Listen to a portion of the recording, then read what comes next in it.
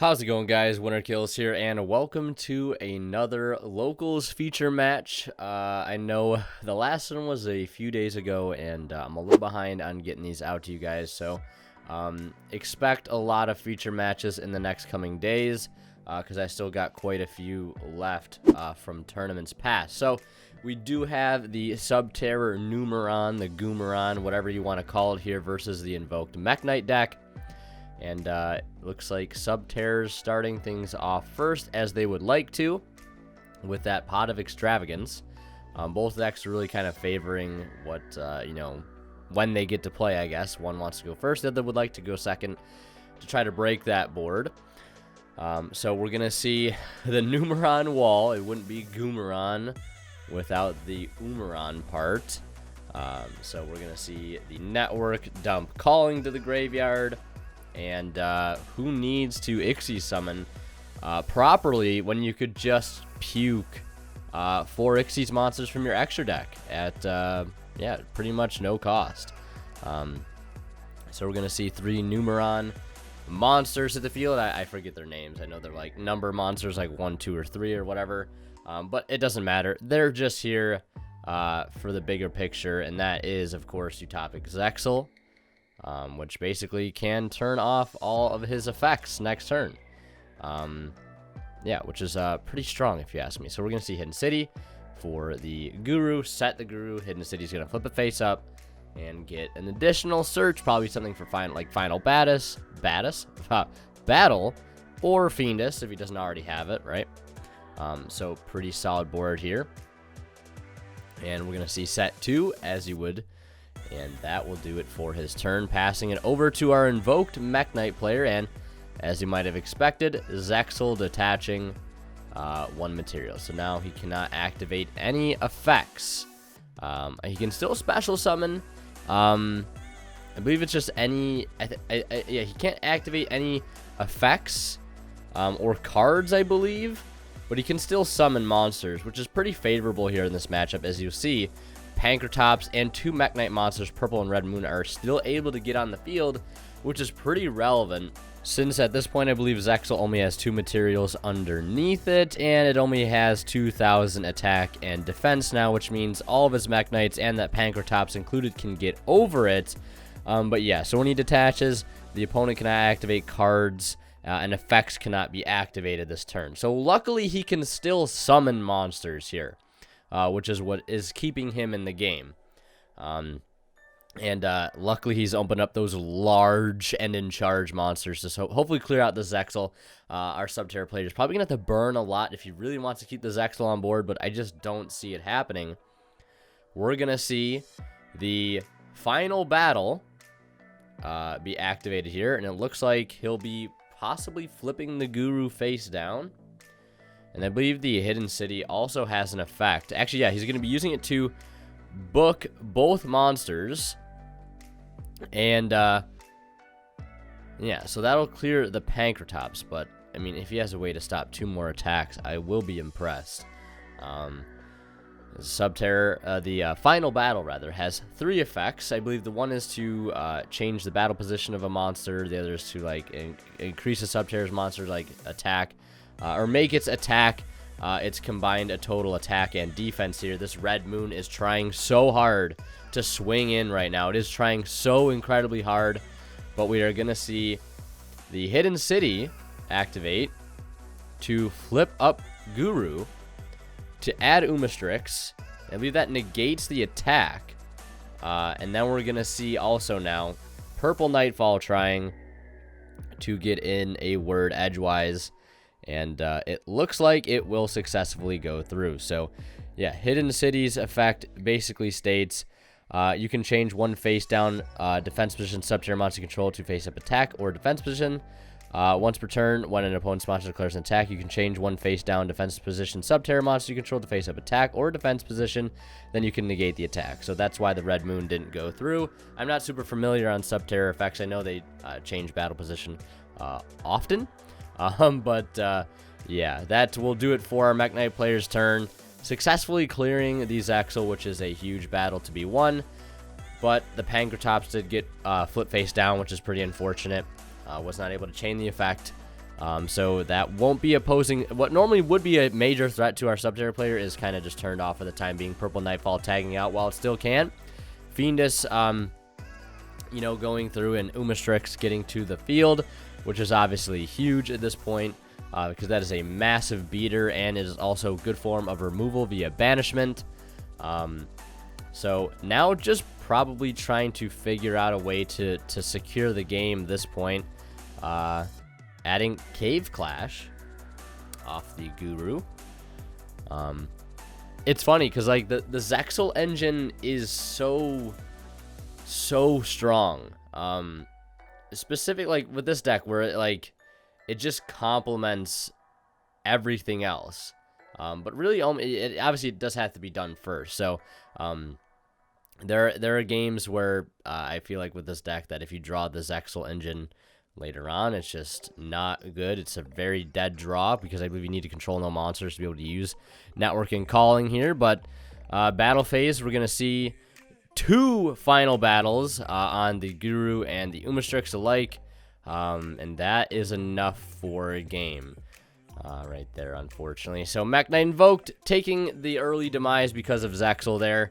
I don't know, like it's a little controversial. People hate Zexal because it's like, in quotes, a skillless thing. I mean, let's be honest.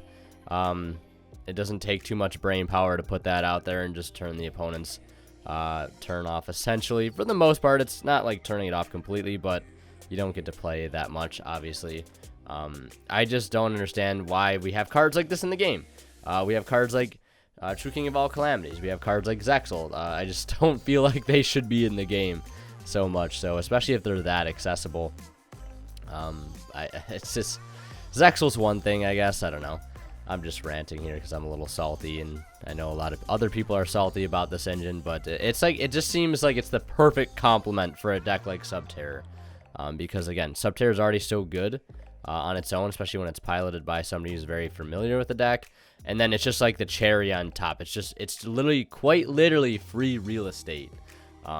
So we're gonna see the Mekk Knight Invoked player here start with Mekaba set to pass, not letting that hidden city go through at all, not even thinking about it for a moment. Mekaba's discarding that Cosmic Cycle and says, no, get that out of here. Now he could have just set the Cosmic and dealt with it that way possibly, but if he had multiple, I don't know. I guess it's fine either way. I guess he probably wanted to keep a spell in hand to negate calling as well, or the network, if it was there as well. And we're gonna see Metaverse now, which is pretty huge on that normal summon of Alistair. Ooh, and there's Mystic Mine. You hate to see it.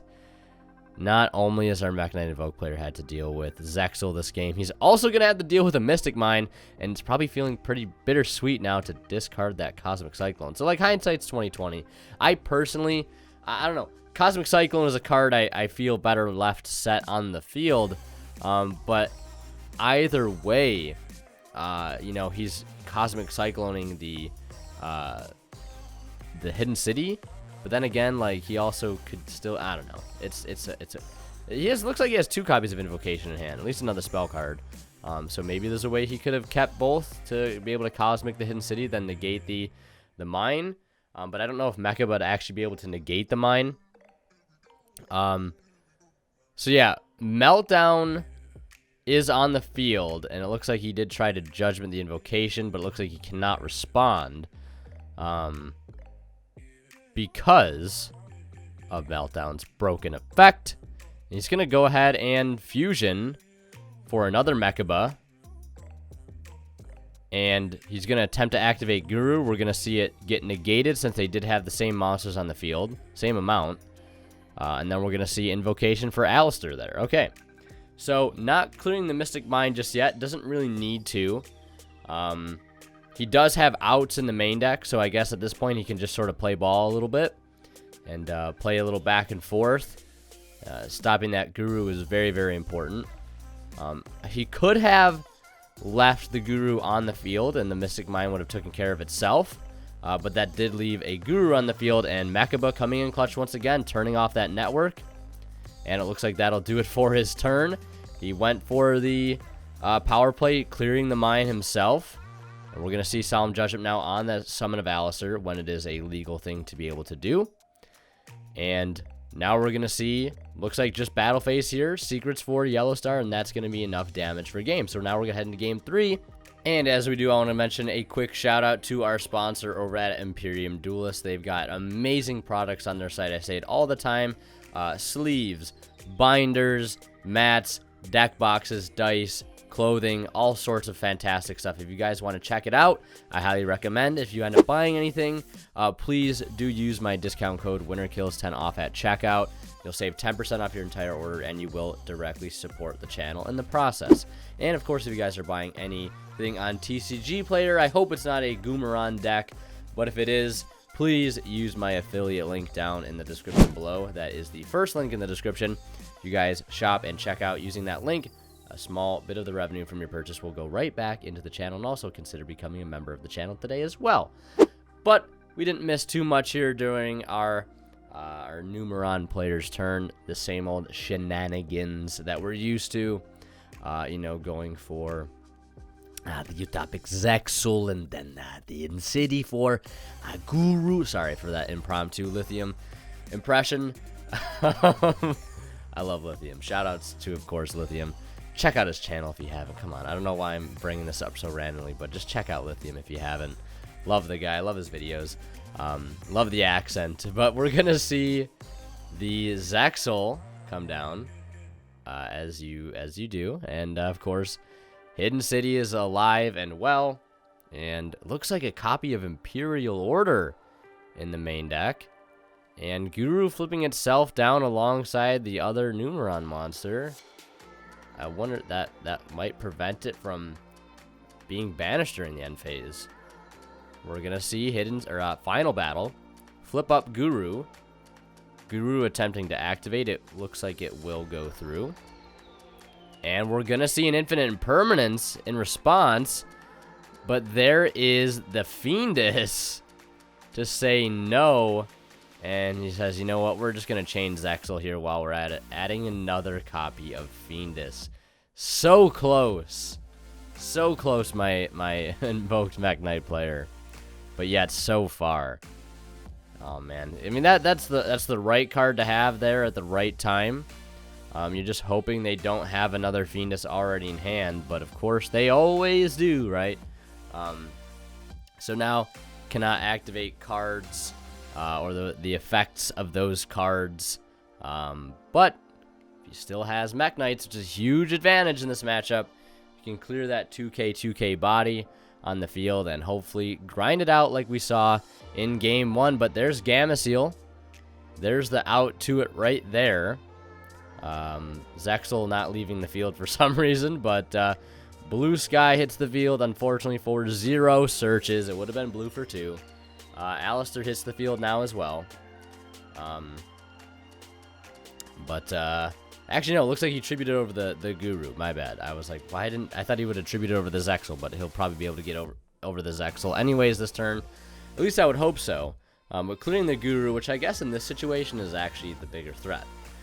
So Alistair's going to attempt to attack into that defense position Numeron monster, which I know they have battle phase effects, but I don't know if he'd actually be able to use it in this specific scenario when it's being attacked. But you know what? Screw it. Plan B. We're linking into Morningstar. Nothing can get over it right now because of where it is placed on the field. A lot of people forget that effect of Morningstar, and they forget it quite a bit, I will assure you. We're going to see another Hidden City get activated over top of another copy. Cosmic Cyclone is there to hopefully save the day. Attempting to banish it, remove it from play. And it will luckily go through. No Solemn Judgments here. And we're going to see that Fiendus come down.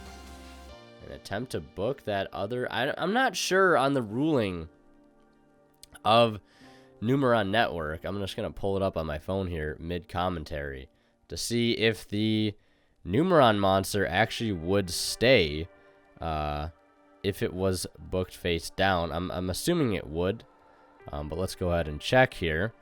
Well, it actually would be the Numeron calling. So, but banish them during the end phase. So I'm guessing if it's face down, it might not remember that clause, I guess. I don't know. Yu-Gi-Oh's weird sometimes. Maybe someone can correct it in the comments if it is a correct play. If it would not get banished because of calling, if it is face down, when it would be banished. But either way, Guru is back, better than ever. Still no monsters here, though, in the same column as Morningstar, which means it is not being destroyed in the battle phase. But if you can get access to, of course, Umastrix, flip it up, he will be able to banish the Morningstar. Unless, of course, actually, our Guru player has sort of put him in a position where the only way he'd be able to remove the Morningstar is through an Umastrix, and the Umastrix would have to be in the same column as the Morningstar, which means if he did have a copy of World Legacy Secret set, he could negate that effect, but then again, he'd still have a big monster in the same column as it, and he'd be able to remove it in the battle phase regardless. So it actually will stop him from OTKing. Love Morningstar for that reason. And it'll give our Mekk Knight player another turn to proceed immediately to the battle phase and attempt to run over this Fiendus, which has been causing so much trouble. That basically acts as a Monster Reborn by flipping something face down, I believe. Not sure if it's on summon or if it's just at any point. But we're going to see Guru flip both of them down. We're going to see he did have the secret. He did call it, but again, I don't think it would have made too big of a difference. Cannot activate it, though, because of Zexal. One material left on that, and at this point, we're going to see now the secrets get activated to bring back that blue sky in the same column as that set Guru, but also that Zexal. So pretty heads up there. I mean, I guess not super heads up, but like still very, very good to have in this particular situation. It's a 2-for-1 deal here because of that EMZ Zexal, which is only at 1,000 right now. And Guru will be able to get over it, though, with the final battle, but Zexal will not be able to. So it looks like no effect being activated here. And it looks like we might flip up this other Numeron monster. We're going to go battle phase. We're going to boost it up to 34. It's going to run over blue sky for 14. And now we're going to see in main phase 2 here, the Fiendus. He cannot use it because he made the mistake of normal summoning it in the same column as Morningstar. Oh no, instant regret right there. Instant regret. That's a feels bad, man, and that's going to do it for his turn, unfortunately. Zexal still able to fire off, though. Our Mekk Knight player hanging on for dear life at this point. Zexal still able to fire off. Using Guru there to flip everything face down, just so he can be able to flip it up during next turn. Guru going to be able to go off now uninterrupted, though. Not a very productive turn for our Mekk Knight player, of course. Still under Zexal, as I mentioned before. But now adding Umastrix, hoping to close out the game here. Hopefully he doesn't make the same mistake with the Umastrix. You know, put it in the same column as Morningstar if he's trying to activate the effect, at least. So flipping back up that Numeron monster. Again, I apologize. I do not know all their names. I know that they just come out and they make Zexal. That's really about it. Can you blame me, though? But it looks like we're going to see the Gamma Seal, the Zexal, and the Numeron monster come out, or go get linked off, rather, for Unicorn discarding a Dead Calling, and spin back the Morningstar, and Unicorn and the Guru attacking together at 34 and 22. That's going to be game. And Numeron takes the match 2-1. Still had that set Imperial Order, so I don't know how much farther he was going to be able to get if things were still a little bit in his favor. If he still had, you know, maybe one extra turn, that order would have shut things down really fast in terms of like a top decked meltdown or invocation, whatever it may be. So yeah, Numeron taking the matchup. Zexal's a good card. Very, very good. Although Mekk Knight was hanging on there for just a little bit. But yeah, that's going to do it for this one. I hope you guys enjoyed. Again, do not forget to check out the ways to support the channel in the description below. So if you like these videos and you want to see more of them, please support the channel down in the description at the ways I had mentioned previously. So yeah, so you guys, Winter Kill, signing out. We'll see you guys in the next one. And last but not least, a major shout out goes to our divine level channel members here on YouTube: Academic Thick, Travis Harris, Zors, and Cadillacs84. Again, thank you guys so much for your generous and continued support.